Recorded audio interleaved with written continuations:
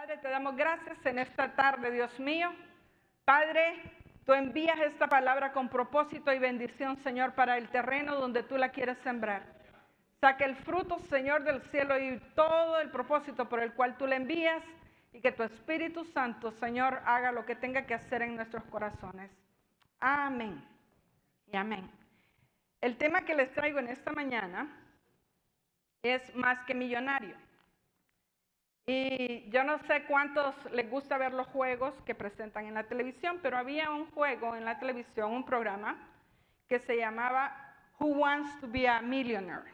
Estuvo por 20 años en la televisión, ¿verdad? Y todos detrás de la televisión dándole seguimiento. Eso creaba emoción, expectativa de aquellos que contestaban bien las preguntas que les hacían. Entonces, cuando nosotros pensamos en $1 millón,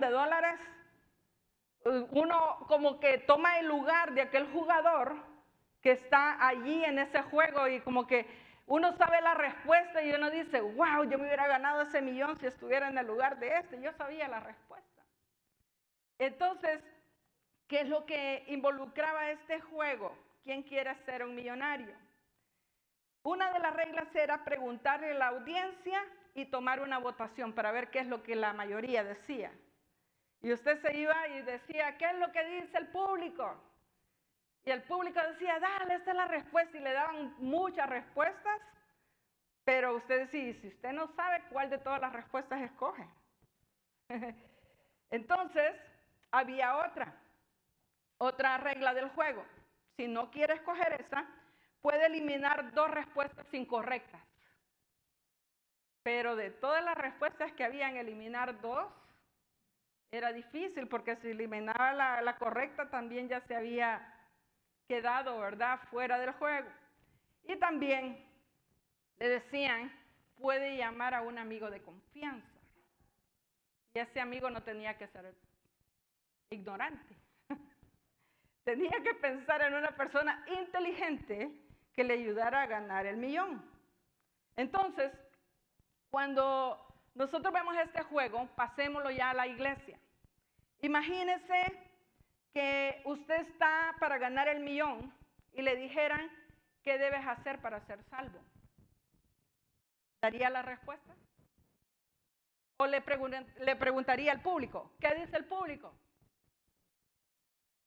Unos dicen que Mahoma, otros dicen que Buda, ¿verdad? Y muchos otros dioses que levantan, que supuestamente es la puerta correcta para entrar al cielo. Y usted dice, ya me pusieron en duda, ¿qué debo hacer para ser salvo? La segunda es eliminar 2 respuestas incorrectas. Mi amado, si usted no conoce el libro de la vida, puede ser que tenga la respuesta incorrecta. Y la tiene que eliminar para escoger la correcta, pero ¿cómo saber cuál es la correcta si no sé la diferencia entre ambas? Y el tercero es preguntarle a un mejor amigo, y ahí es donde los quiero llevar esta tarde. O en esta mañana, mejor dicho, ya me acostumbré a la tarde, ¿verdad? Que predicábamos después de las 12, es mañana. ¿Qué mejor que preguntarle a Jesús y a su libro de respuestas sobre qué debemos hacer para ser salvos? Y Lucas, por eso los quiero llevar a Lucas, porque el mejor amigo que tú vas a encontrar en la tierra no está en un ser humano, está en Jesús, que murió por ti antes que tú lo conocieras. Y no escatimó su vida, a modo que tú vayas al cielo con él. Por eso digo, siempre predico, que el evangelio no es que tú te vas a ir al infierno. Esta es consecuencia de no prestar atención a las buenas noticias que Dios tiene para ti. Pero las buenas noticias son que Jesús te ama y Él te quiere contigo. Y ahí es donde vamos a estudiar esta mañana. Si te han dado la respuesta incorrecta para seguir una religión, es bueno que alinees tu vida con Dios este día. Nunca es tarde para Dios. Dios siempre va a seguir apelando a tu mente y a tu corazón para que tu voluntad sea rendida a Él. Y la palabra de Dios empieza en Lucas 13:22. Vamos a leer el 22. y 23, donde dice, pasaba Jesús por ciudades y aldeas, enseñando y encaminándose a Jerusalén. Y alguien le dijo, Señor, ¿son pocos los que se salvan? ¿Usted se ha hecho esa pregunta? Generalmente, cuando alguien muere, yo pregunto, ¿creyó en Dios? ¿Le servía a Dios? ¿Estaba bien su vida con Dios? Y si me dicen que sí, yo le digo que bueno, que se haya ido porque va a un mejor lugar que donde nosotros estamos. Y si se muere con Dios, que Dios lo guarde porque no sé qué es lo que hay al otro lado de la puerta de la muerte. Sí sé lo que hay de acuerdo a lo que hemos escogido acá, pero no he experimentado estar ahí. Y creo en la palabra que Dios me ha dicho que es lo que hay después de la muerte, entonces hay que escoger en vida. Pero estos se preguntaban, ¿son pocos los que se salvan? ¿Y por qué hicieron esta pregunta? Y esto es lo que yo encontré en un comentario bíblico, o en dos. Dice que existía un debate entre dos rabinos judíos. Uno decía que todos los judíos iban a ser salvos, que no había que hacer nada. Ya por promesa todos los judíos iban a ser salvos. Y el otro le contradecía diciendo que solo unos pocos serían salvos. Entonces, ¿qué es lo que provocaban a Jesús cuando le hicieron la pregunta? A una discusión y a buscar un partido. No es eso lo que provocan los que quieren saber más del Evangelio. Los que quieren saber del Evangelio siempre le van a decir qué es lo que Jesús dice y lo creen y lo reciben y no hay debate. Pero aquellos que se creen sabios y quieren discutir y no simplemente quieren ver y probarnos cuánto nosotros sabemos, nos quieren hacer caer en la trampa de la discusión. Jesús nunca cayó ahí, porque la palabra no se nos ha dado para discutirla. O la aceptas o la rechazas, pero ahí hasta ahí. Y nosotros predicamos no para debatir contigo, sino para predicarte las buenas nuevas de salvación. Y eso es lo que está haciendo el Señor. Entonces, ¿cuál sería la pregunta correcta que se le hubiese hecho a Jesús?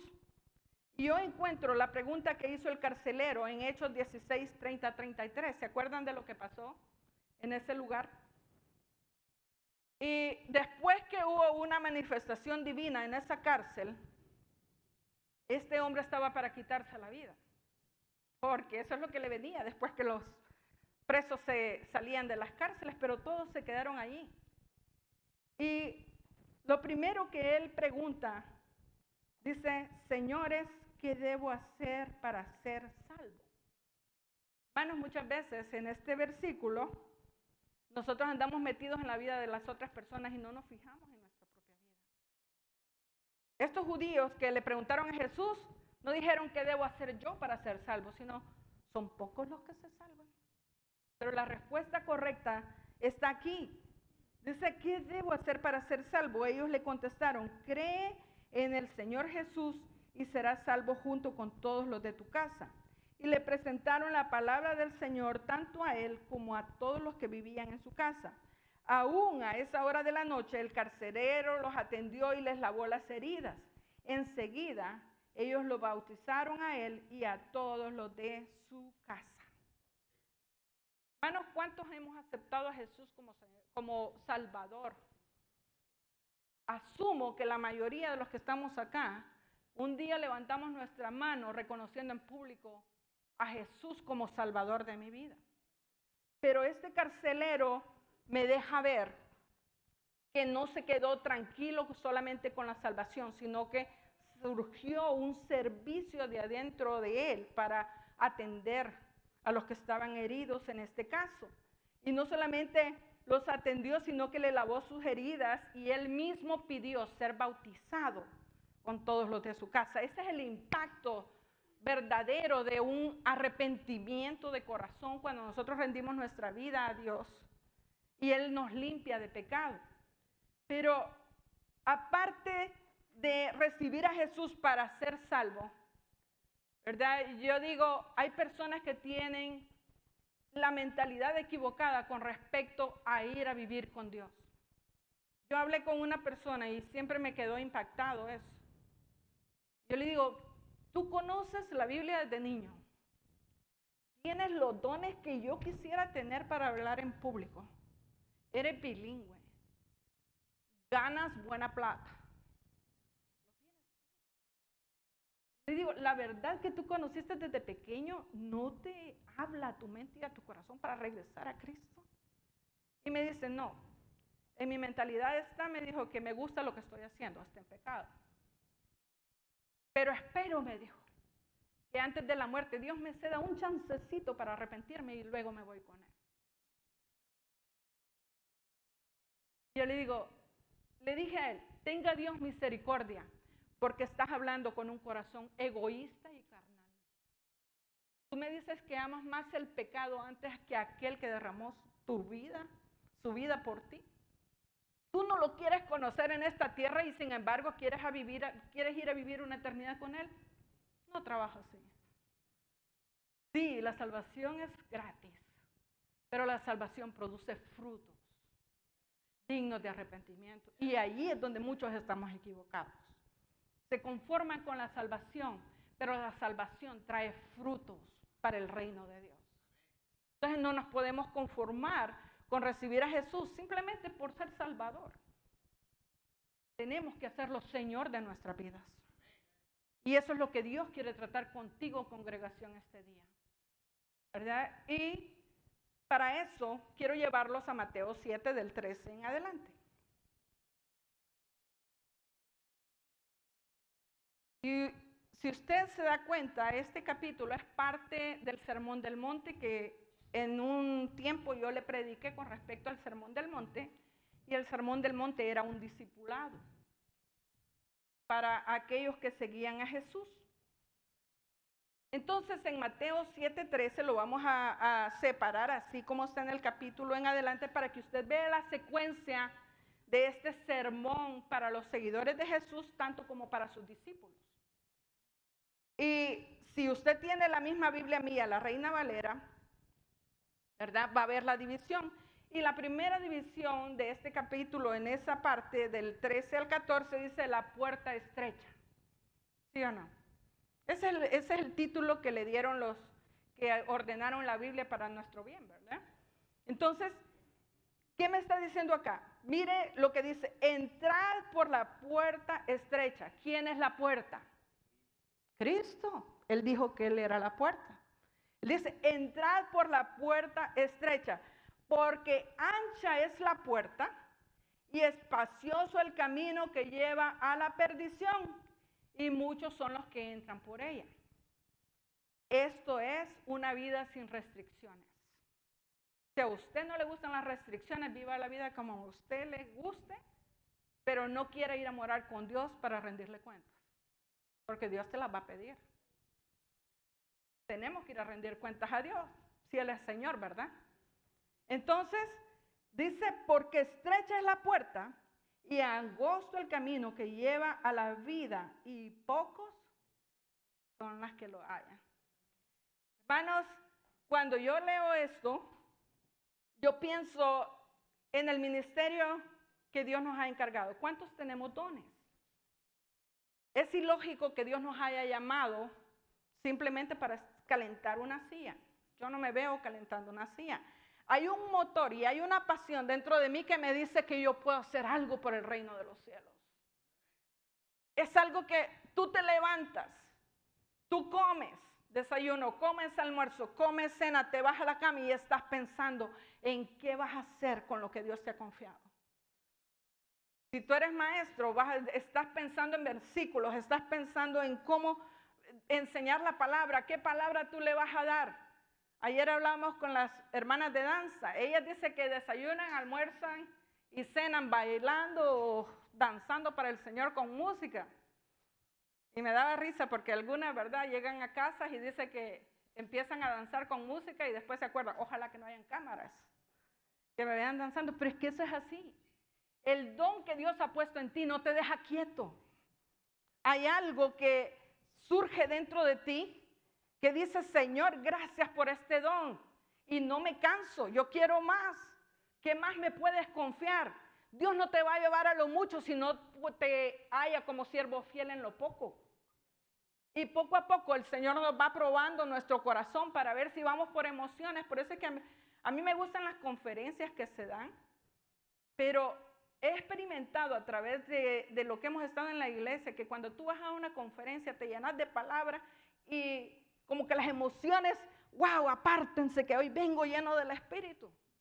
Pero al mes se le acabó todo el aceite que le pusieron allá y se quedó parqueado otra vez. Hermanos, Dios no quiere que trabajemos por emociones. El evangelio para trabajar en el Señor es de una vida estable, porque constantemente estoy en el taller de reparación para que el Señor llene mi copa para yo poder dar. Y eso no depende de tu pastor o de tu líder. Depende de cuánto tú amas a Dios y cuánto quieres estar con Él. Y si algunos se han fundido es porque han descuidado esa área en su vida. Si algunos han tenido fracaso en el ministerio y están cansados y no les alcanza el tiempo, es porque no tienes tiempo con Dios. Porque Dios es el que nos ordena. Él es el que nos jala las orejas en la intimidad. Él es el que te dice, no, no vayas para allá. Yo le digo, yo quería salirme de este tema, tenía otro tema. El Señor es tremendo. Me volvió al camino, porque Él es Señor. Yo no puedo venir a predicar aquí lo que a mí me gusta. Él sabe las necesidades de su pueblo. Entonces, y también el plan que tiene con nosotros, ¿verdad? Entonces, si a ti no te gusta rendir cuentas, mi hermano, lo vas a ir a hacer después de esta vida. Lo vas a ir a hacer. ¿Verdad? ¿Qué dice la Biblia? Es necesario que el hombre muera una vez y después es el juicio. Los salvos vamos a ir al trono blanco a rendir cuentas de lo que hiciste o no hiciste. Y ahí vienen las recompensas. Y si no hicimos nada, hermanos, ahí dice que será el oro y crujir de dientes y algunos van a ser salvos como por fuego. ¿Cómo Dios hace eso? Yo no sé, yo no quiero especular, pero sí sé lo que la palabra de Dios me predica a mí para tomar responsabilidad en cuanto a lo que yo entiendo. Creo que cada uno debemos tomar responsabilidad en esto para sentirnos satisfechos en el Señor. Entonces, la segunda parte de este capítulo lo encontramos del 15 al 20. Y allí está el tema, yo no lo estoy poniendo, ahí está en su Biblia. Por sus frutos los conoceréis. ¿Sí o no? Entonces dice, guardaos de los falsos profetas que vienen a vosotros con vestidos de ovejas, pero por dentro son lobos rapaces. ¿Cómo vamos a descubrir a los lobos rapaces? Por sus frutos los conoceréis. ¿Estos están fuera o dentro de la iglesia? Están dentro. Aquí dice, ¿verdad? Que están dentro. Entonces, ¿cómo los vamos a conocer dentro de la iglesia? Dice, ¿acaso se recogen uvas de los espinos o higos de los abrojos? Así todo buen árbol da buenos frutos, pero el árbol malo da malos frutos. No puede el buen árbol dar malos frutos, ni el árbol malo dar buenos frutos. Todo árbol que no da buen fruto es cortado y echado al fuego. Así que por sus frutos los conoceréis. ¿Cuál es la buena semilla que nosotros hemos recibido en nuestro corazón y que ha sido plantada en nuestro corazón? Es la semilla. La semilla le llama a Dios a su palabra, ¿verdad? Y tenemos la parábola del sembrador. Ahí nos dice dónde cae cada semilla. Nos habla del afán, ¿verdad? Y muchas veces, cuando nosotros venimos a la iglesia, hermanos, si usted se sienta a la par de alguien que le distrae, cambie de lugar y cambie de amigos. Porque le está quitando la bendición de que mucho habla. ¿Y cómo le dijo Pablo a las mujeres? Si tienes dudas, ve a casa y pregúntale a tu marido para ver si prestó atención. No se lo preguntes aquí. Y si algo no agarraste, escucha el video otra vez para ver si lo agarras ahí. Pero no te distraigas. Dios nos ha dado tecnología, gloria a Dios por la tecnología.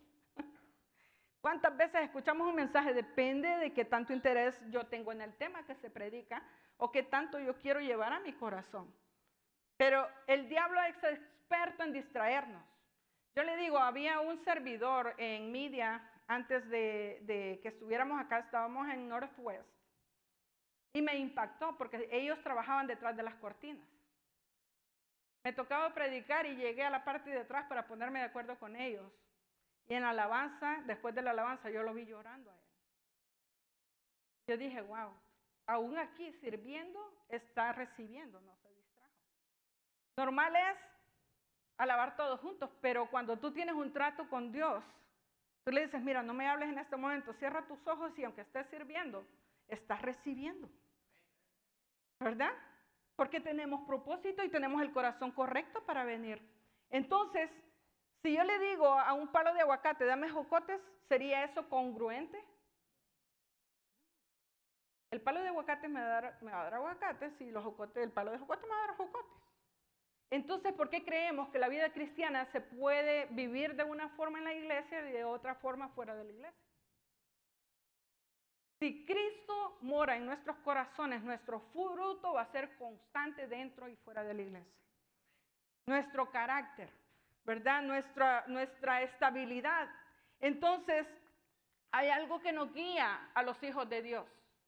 Y desde el momento que tú crees, tú recibes el Espíritu Santo. Eso es automático. ¿Por qué? Porque Él viene a tomar señorío en tu corazón para que tu ego o tu voluntad se aparte y sea Él el que te guíe de ahora en adelante. Si eso no ha pasado, hermanos, hay que revisar a partir de cuándo yo acepté y cuánto he prosperado y producido para el reino de los cielos. ¿Cuántas almas he ganado? ¿Cuántas personas han sido impactadas con la palabra que Dios me ha dado? ¿Cuántas personas yo he podido llevar, al igual que Felipe, con el eunuco para enseñarle y que entienda la palabra? Donde quiera que Dios te haya mandado, tiene que haber un legado. Y todo comienza en la familia. Hermanos, cuando hablamos con los jóvenes muchas veces ellos nos hablan de su hogar, que no ven el ejemplo. Y muchas veces, por eso los padres no permiten que hablen con los pastores de jóvenes, porque tienen miedo que los jóvenes vengan a descubrir todo lo que ven en casa. ¿O no te da miedo, papá, que tu hijo sea honesto con los pastores, de que diga qué es lo que está viviendo en casa? El primer legado, hermanos, lo dejamos en casa. Porque son nuestros hijos que van a seguir nuestra conversión y nuestra entrega a Dios. No hay otro legado, ¿verdad? Y es algo que tiene que producir fruto. Yo recuerdo que cuando uno de mis hijos cumplió 18 años, uno de los valores que tenemos en casa es la disciplina y otra es el trabajo. Y cuando mi esposo estableció ese valor en casa, el trabajo, dijo, no se van a aceptar haraganes en casa. Entonces, uno de nuestros valores es ese. Cuando nuestro hijo cumplió 18 años, hermanos, ¿usted aguantaría a un hijo de 18 años y hasta los 25 a 30 jugando videojuegos y que no fuera a trabajar? Por supuesto que no. Entonces mi esposa le tenía un periódico con los clasificados y le decía, busca trabajo, y le daba. Le decía, ya te alimentamos por 18 años, ahora es tiempo de producir. Tienes que salir y ahora no lo podemos sacar de trabajar, ¿verdad? Porque se fue al otro extremo del afán y todo lo que involucra el trabajo. Entonces, ¿qué digo con esto? Si nosotros como padres no aguantamos haraganes en casa, ¿cómo Dios los va a aguantar en la iglesia?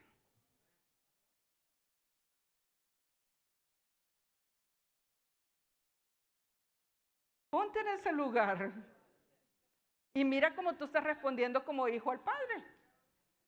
¿O vas a esperar que Dios te saque los clasificados? Porque algunos hermanos no están empleados porque no saben ni para qué sirven.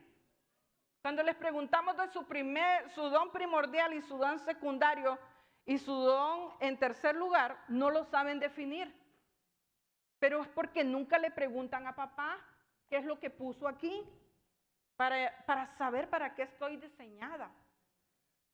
¿Verdad? Y ¿cómo yo encuentro para qué Dios me ha diseñado? Es que me apasiono en esa área donde Dios me ha puesto. Yo no quiero salir de ahí, no quiero que me promuevan. Y si me promueven, que sea en la misma carrera, pero haciendo esto que me fortalece y yo sé que estoy siendo efectiva para el reino de los cielos. Pero hay veces nuestro propósito es querer posición, querer renombre, querer estar ocupado. Mire, ya vamos a llegar ahí. De los que estaban ocupados, vámonos a Mateo 7, 21, 23. Porque no es solamente de trabajar, mis amados. Y ahí dice, no todo el que me dice Señor, Señor, entrará en el reino de los cielos. Estos le decían Señor, sino ¿quién? El que hace la voluntad de mi Padre que está en los cielos. Ahí ya va un cambio, ¿verdad? ¿Quién va a entrar al reino de los cielos? El que hace la voluntad de su Padre. Muchos me dirán en aquel día, Señor, Señor, ¿no profetizamos en tu nombre? ¿Y en tu nombre echamos fuera demonios? ¿Y en tu nombre hicimos muchos milagros? Y entonces les declararé, nunca os conocí, apartados de mí, hacedores de maldad. Estos estaban ocupados, pero estaban con las motivaciones incorrectas. ¿Por qué? Porque, hermanos, muchas veces podemos llegar a confiar en el don. Dice la palabra que los dones son irrevocables. ¿Sí o no? Yo he visto tocar aquí personas en pecado, que el Señor se ha encargado de descubrirlas. He visto enseñar personas y predicar pastores en pecado. Eso es fácil, hermanos, cuando tú dominas el don y Dios te da todo. Aún las manifestaciones, aquí me dice que estos hombres profetizaban, usted diría, uy, ese hombre se mete con Dios, mira cómo profetiza. Y no la burra de Balaán también vio al ángel. ¿Fue un instrumento? Más que la burra somos nosotros, ¿verdad? Si hablamos de dones. Yo me he puesto a pensar en esto, Señor, ¿cómo esta gente, teniendo estos dones de profetizar, de echar fuera demonios y de hacer milagros, tú les dices que no los conoces? Entonces, aquí es donde vamos. Jesús resalta que no porque alguien profetice, echa fuera demonios o haga milagros es un verdadero discípulo, sino aquel que ha sido transformado por medio del Evangelio. Y da frutos dignos de alabanza, no para sí mismo, sino para Él. A veces los propósitos se cambian, hermano. Ya hice un milagrito y ya quiero salir yo con el saco bien puesto. Mírenme a mí. Dios conoce tu corazón y te va a avergonzar, tarde que temprano. Tenemos que venir con el corazón correcto, mis amados. Tenemos que servir con el corazón correcto al Señor. Y esto no lo predicamos nosotros, es que es la misma palabra que me dice acá. Entonces, ¿cuáles son los verdaderos discípulos? Los verdaderos discípulos se distinguen en tres cosas. Primeramente, con su estilo de vida afirman el señorío de Jesucristo. Un carácter que no se cuestiona, es irreprensible en lo que es el Evangelio. No anda arriba, abajo como las olas, es constante porque esa constancia nos la da el Espíritu. No se va por emociones. Bueno, las emociones nos engañan. Dígame usted, le dieron ganas de venir y se gozó por la lluvia ahora en la mañana. Algunos tuvieron problemas para venir acá, porque estaba lloviendo. Yo misma tengo lucha cuando llueve. Pero yo le digo, Señor, si no lloviera, no recibiéramos el fruto de la tierra. Te doy gracias por la lluvia. Hay que darle gracias a Dios por la lluvia, amén. ¿Qué tal si pasamos por una sequía? Usted diría, ahora sí deseo la lluvia, Señor. Entonces hay que darle gracias por la lluvia. Y hay que salir de casa. No se quede con el consejo de Gio, ¿okay? Con un cafecito caliente viéndonos por las cámaras. Su lugar está acá. Es cómodo, pero Dios te ha dado más que eso. ¿Verdad? Entonces, otra distinción que hay en los discípulos del Señor es que no tienen problemas sometiendo su vida a autoridad. Si tu vida está sometida al señorío de Cristo, no vas a tener problemas sometiéndote a autoridad. No lo cuestionas. Y ahí, hermanos, el rendimiento de cuentas, ¿usted sabe cuántos se reportan que no van a venir a la iglesia? Pocos. Nosotros no sabemos si están enfermos, si tuvieron un accidente, si les duele la muela para orar por ellos. Y después dicen, no me llaman, por eso no voy. Emociones. Pero mi esposo y yo y ninguno de los líderes ni pastores acá murieron por ustedes. Yo misma tengo que sacrificar mi vida, mi tiempo, todo. Bueno, ni sacrificar, porque el único sacrificio bello es el de Cristo. Yo me tengo que disciplinar para vivir una vida cristiana con el carácter de Cristo y la mente de Cristo. Eso no es sacrificio, perdónenme la expresión. Eso no es sacrificio. Es una ofrenda voluntaria que yo le quiero dar a Dios. ¿Amén? Eso es mi tiempo, mi vida, mis recursos. Bueno, ni son míos, son de Él, porque Él es el dueño de mi vida. Yo no tengo nada, ¿verdad? Entonces, la otra característica es que usted va a ver que el discípulo de Jesús obedece los mandamientos que Él nos enseña. Y usted va a decir, pero yo no sabía que eso había que hacerlo. Y yo siempre me pongo a pensar, Señor, y si algún día en la ley, ¿verdad? Dice que tú decías algo en tu palabra, y yo le digo, Señor, eso no lo sabía. Yo creo que Dios me va a decir, ese no es mi problema. Yo te di mi libro, que tú no lo hayas leído, es tu responsabilidad, pero no es la mía. Para obedecer. ¿A cuántos nos han dado tickets porque creíamos? A mí me dio un ticket un policía. Y entonces a mí me habían dado una ley que no se aplica en el tráfico. Mis hermanos, mi papá, ¿verdad? Me fallaron 5 veces cuando saqué mi licencia porque mis hermanos y mi papá me enseñaban cómo ellos manejaban, pero no seguían la ley. Hay una franja blanca que usted se pasa por ahí y usted tiene que frenar detrás de esa franja blanca. Cuando el semáforo está en amarillo y se va a poner en rojo, ¿verdad? Ellos no, paraban, frenaban y se paraban. Entonces yo aprendí así, ¿verdad? Y cuando manejábamos la velocidad me decía, si la velocidad es 30, subile a 10 porque ese es el margen. Y tú no puedes ir viendo 30, subite 10 porque ese es el margen, no te pueden dar ticket. Me fallaron. El stop. Medio ponían el freno y solo veían que no venía, ¡pum! Se iba. Y yo aprendí. Cuando me fallaron, la última vez yo le dije a la señora que me pasó el examen, yo le digo, ¿por qué me fallaste? Y me dice, no te paraste antes de la franja blanca.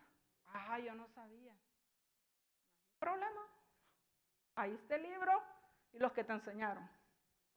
Después, otra vez, ¿verdad? Me voy adelante de la franja, me paré y me dice, ¿por qué te paras? Porque hay un muro. Le digo yo, hay que simular que uno está manejando, ¿verdad? Y yo que me creí inteligente, después de que paras, no te puedes detener, la vía la tienes para la derecha, dale. Y la otra vez me falló y yo no sabía ni por qué. Si yo dije, yo paré. No, me dice, cuando tú paras en un stop, cuenta 1, 2, 3, 5. Después de que te pares, para completamente y luego sal, chequeando que no vengan carros.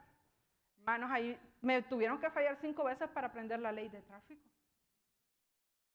Quería leer y aprendí por el ejemplo.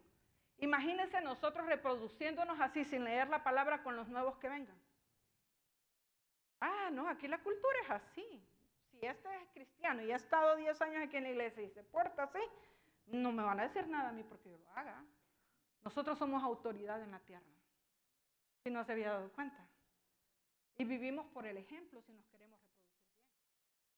Y la fe que nosotros proclamemos es la fe que nosotros tenemos que vivir, para que nadie se pierda. Entonces, si no predica con palabra, prediquemos por el ejemplo, ¿verdad? Y eso solo Dios lo puede hacer. Ahora, yo digo, el siguiente paso en este capítulo está del 24 al 27. Y aquí están los que medio escuchan, ¿verdad? Porque dice, habla de los 2 cimientos. Cualquiera pues que me oye estas palabras y las hace. ¿Ve la diferencia? Una cosa es oír y otra cosa es de eso que oyó, que es lo que va a ir a practicar. Dice, y las hace, le compararé a un hombre prudente que edificó su casa ¿sobre quién? Sobre el pastor, sobre los líderes, sobre la iglesia, sobre la roca. ¿Quién es la roca? Cristo. Cristo es la roca. ¿Y qué pasa cuando nosotros fundamos sobre la roca? Descendió lluvia y vinieron ríos y soplaron vientos y golpearon contra aquella casa y no cayó porque estaba fundada sobre la roca. Hermanos, el cristiano no es una visita, es un hijo de Dios. Tú no puedes venir a la congregación diciendo soy hijo de Dios y aparecerte como que eres visita. El reino de los cielos es más serio que eso. Es más serio que eso. Ahora, ¿qué pasa con los que solo vienen a escuchar y no hacen lo que Dios dice? Pero cualquiera que me oye estas palabras y no las hace, le compararé a un hombre insensato que edificó su casa sobre la arena y descendió lluvia y vinieron ríos y soplaron vientos y dieron con ímpetu contra aquella casa y cayó y fue grande su ruina. Hasta ahí nosotros vemos las consecuencias de escuchar y poner en práctica y de escuchar y olvidarnos lo que aprendimos. ¿Es Dios serio? ¿Te quiere dar solo la salvación? La salvación es gratis. Pero la salvación produce frutos.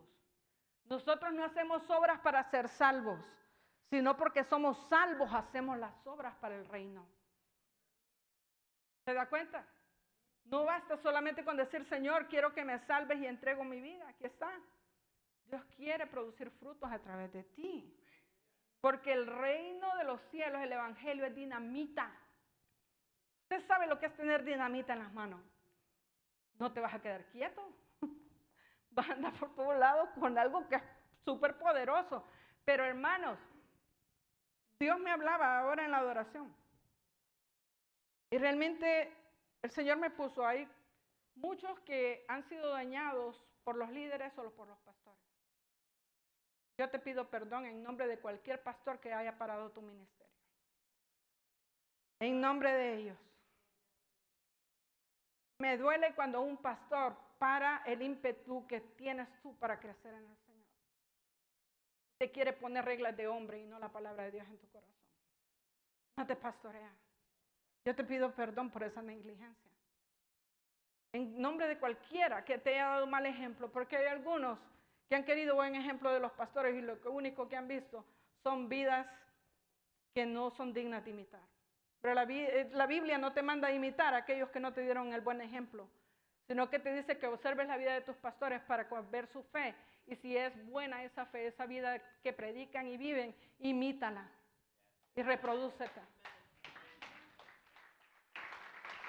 Entonces yo te pido perdón por eso.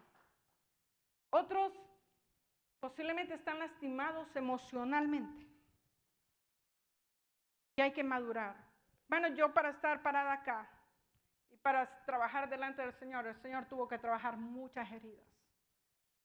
A veces Dios hace algo milagroso que es de la noche a la mañana, pero a veces es un proceso. ¿Y sabes cómo Dios ha trabajado conmigo el rechazo y la baja autoestima con rechazo y que las personas crean que yo no puedo?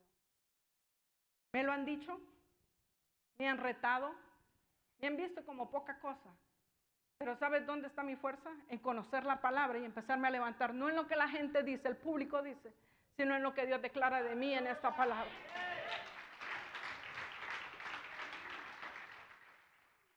Si te ha parado tus emociones y estás triste, hermanos, Jesús está aquí para sanarte. Sanarte física, espiritual y emocionalmente. Si no estás despierto espiritualmente, el Espíritu está aquí para que tú avives esa llama y que tú empieces a soplarla para que agarre fuego. Porque dice que avivemos la llama que hay en nosotros. ¿Cómo la avivamos? Estando cerca de Él. No hay otra forma. Palabra, oración, comunión con Él. Yo no quiero que el día que yo dije, entregué mi vida por esto, ustedes no saben las horas que vamos manejando y yo les puedo hacer una lista de todo lo que hacemos para el reino de los cielos. Pero el Señor me va a decir, nunca te conocí. Trabajaste en la viña, pero nunca te relacionaste conmigo. Hay veces trabajamos más de lo que pasamos íntimamente con Jesús. Pero Jesús nos dijo, pasa más íntimamente con el Padre para que seas efectivo en lo que haces. ¿Nos dio el ejemplo, sí o no? Pasaba más tiempo en oración y cuando salía hacer el trabajo para el reino de los cielos era más efectivo. Él nos enseñó el camino, nos dio una vida digna de imitar. Pero si no te gustan las restricciones de negarte a ti mismo para el reino de los cielos, ancha es la puerta y muchos son los que caminan por ella. Pero cuando lleguemos allá a rendirle cuentas al Señor, ¿verdad? Es otra situación que nos enfrentamos. ¿Para quién lo hicimos? ¿Por quién lo hicimos? Entonces, si estás enfermo, Dios está aquí para sanarte. Y también si estás dormido espiritualmente, Él está aquí para despertarte a través de su palabra. ¿Por qué dice? Despiértate tú que duermes y te alumbrará Cristo. ¿Verdad? Muchos estamos dormidos espiritualmente, bien cómodos. Como cuando vamos a una sala de cine. Yo me siento a veces cuando predico que le estoy predicando a alguien que ha llegado a un cine a sentarse y solo a escuchar. Pero mis amados, Dios te quiere usar, levantarte de esa silla y usarte. Que en la iglesia se oiga el eco de cuánto Dios te está usando con su espíritu. No importa que estás allá cuidando ovejas abandonados, Dios te va a sacar del anonimato, para ejemplo, de los demás. Dígame si con David no lo hizo. Yo estaba viendo muchos que Dios está sacando del anonimato.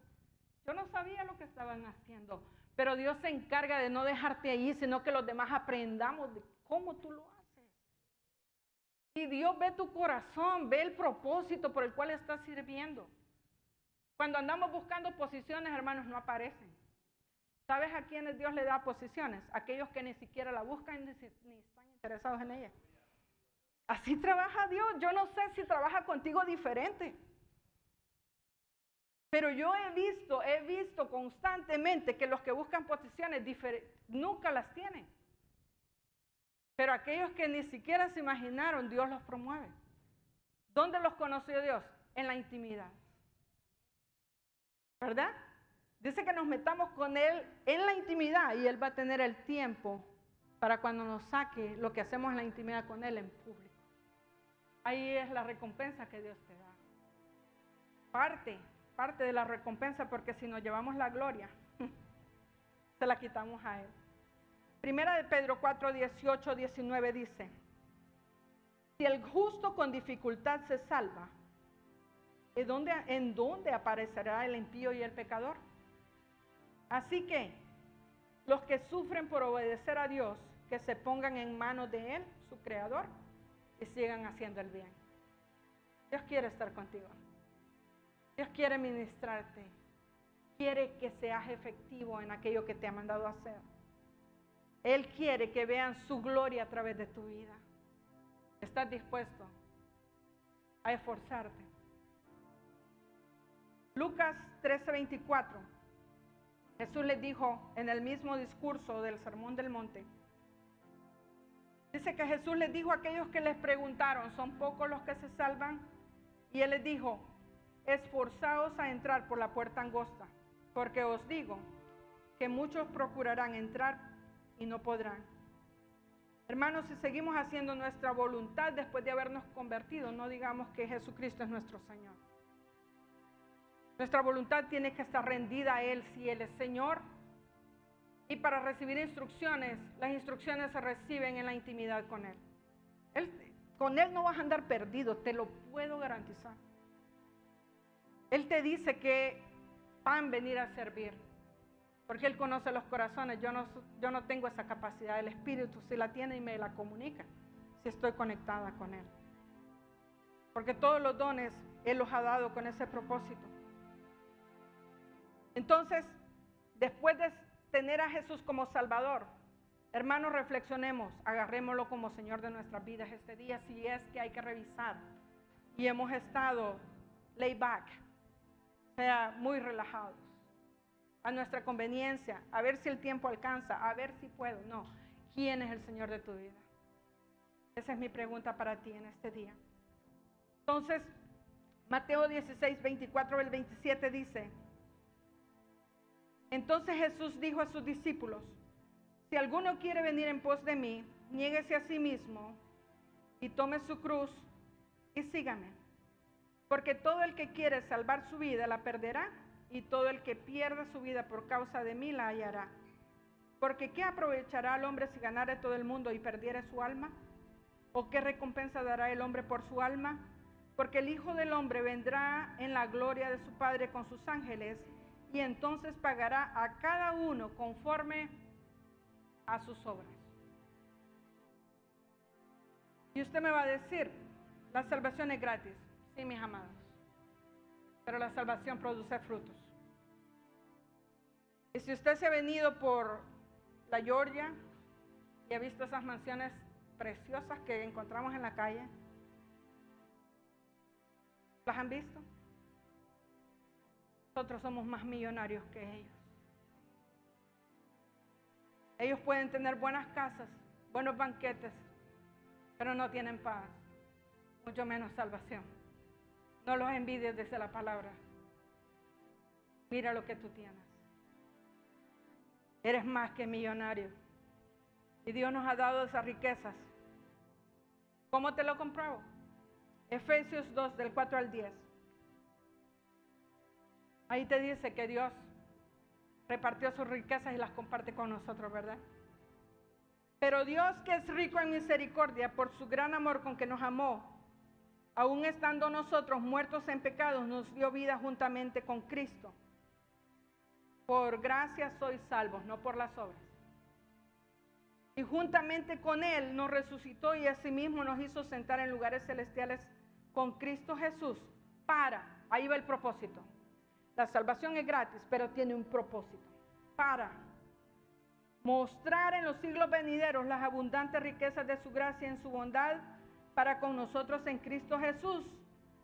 Y nos vuelve a recalcar, porque por gracia sois salvos por medio de la fe. Y esto no es de vosotros, pues es don de Dios, no por obras para que nadie se gloríe. Porque somos hechura suya, creados en Cristo Jesús para buenas obras, las cuales Dios preparó de antemano para que anduviésemos en ellas. No te conformes con la salvación. Disfruta la salvación sirviendo para el reino de los cielos. Y te digo que Dios es fiel. Dios es fiel. Dios es fiel. No se queda con nada de lo que tú inviertes en el reino. Él te lo multiplica. Y no estoy hablando de dinero. Estoy hablando de la satisfacción de servirle a un Dios que entregó todo por mí. Lo único que me queda es entregar mi vida por Él. Si algún día, hermanos, nos amenazan de quitarnos la vida por el reino de los cielos, ¿estás dispuesta a entregarlo? Porque esa es la puerta estrecha que el Señor dijo. Los discípulos se iban a enfrentar a la persecución. La puerta es estrecha, pero hay grandes recompensas. Pongámonos de pie. Yo te hago un llamado en esta tarde. Si no has conocido de Jesús, quieres recibirlo en esta hora. ¿Hay alguien aquí que quiera recibir a Jesús? Mira, yo no sé qué es lo que hay después de la muerte, porque no he estado ahí, pero Jesús dijo algo de el rico y Lázaro. El rico vivió cómodamente en esta vida y Lázaro dice que era un mendigo. Y ambos murieron al mismo tiempo. Cuando murieron, dice que Lázaro fue a parar al seno de Abraham y el rico al lago, al infierno, ¿verdad? Dice que el rico tenía sed y le dijo, mira, manda a alguien de allá, o a Lázaro, ¿verdad? Que me moje la lengua. Dijo, ni nosotros podemos pasar de aquí para allá, ni ustedes de aquí para acá. Esa es la verdad. Y no la dijo ningún hombre, la dijo Jesús. Que Él bajó del cielo para decirnos qué es lo que hay allá arriba para nosotros. No esperes el último día de tu aliento de vida para entregar tu vida a Jesús y rendirla. Entrégala hoy. ¿Hay alguien que quiere recibir a Jesús? Levanta tu mano. ¿Alguien que quiere recibir a Jesús? Levanta tu mano. Jesús está aquí. Jesús es el camino, la verdad y la vida. Si tú lo rechazas hoy, no esperes ir a vivir en el cielo. La decisión se hace en vida. Y tú vas a empezar a disfrutar, servir a ese Rey de Reyes y Señor de Señores. ¿Hay alguien que quiera recibir acá? ¿Hay alguien que se quiera reconciliar? Que tú digas, he perdido mi tiempo y quiero reconocer a Dios como Señor para una vida constante. ¿Hay alguien acá? Hermanos, el compromiso de Jesús para morir por nosotros fue en público. ¿Sabe por qué yo hago las cosas en público muchas veces y le descubro el plan al enemigo? Es mi mejor arma para descubrir el plan del enemigo. No puede seguir minando mi mente y mi corazón cuando lo descubro. Por eso es que hacemos el compromiso en público. Porque no solamente me comprometo delante de Dios, sino que estoy teniendo testigos que me van a cuidar. ¿Hay alguien que quiera recibir a Jesús?